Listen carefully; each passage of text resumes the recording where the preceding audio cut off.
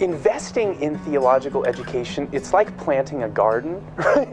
I mean, you put the seeds in the ground and you apply the water as needed, but it's an extremely long-term investment. It's something that you're investing decades into the future. And so I would say you apply the principles from the garden into this situation that you may not, even in your lifetime, see the forest that will eventually grow there, but you can always go out to the seed bed, go out to the garden and see those sprouts coming up and apply water as needed. It wasn't really until my first or second year of seminary that I realized that I really had a shift in thinking. I at one point thought I will be in the parish and I will be kind of a standard parish pastor, but then something happened where I realized that no, my parish is the classroom. And that's where the sweet spot was for me. That's where I really found my calling and found a lot of energy.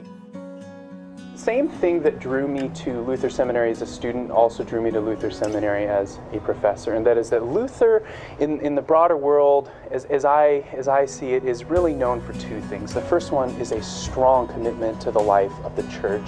Its teachers, its staff, its administration are deeply embedded and invested in the church going forward and learning how to engage culture and engage the big questions of our day through the lens of our Christian tradition, and in our case particularly our Lutheran tradition. And so that was the first thing that drew me. The second thing was that it was known for academic excellence and for, again, raising up pastors and leaders who had a firm grasp on things like church history and things like biblical studies and theology. And so that dual focus on the church and academics is really what drew me. I would really like my students to leave with a couple of different things. The first is a deep love of Scripture and its stories and the way that it imagines the world, the many different ways that Scripture imagines the world. I want them to leave recognizing how diverse Scripture is, how colorful it is, how many different vantage points it actually brings. I want them also to leave with a willingness to engage with great faith and daring the issues of our day, and to look at the problems and the possibilities of bringing Scripture into conversation with those things.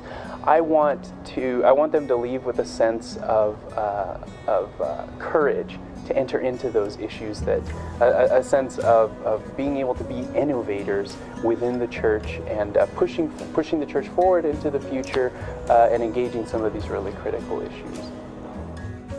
You can come to Luther Seminary, interact with the students, sit in on classrooms, and see how quite literally how your money is at work in raising up the future leaders of the church. Again, you may not ultimately see the forest grow, but I think you can see those little sprouts popping up through the ground.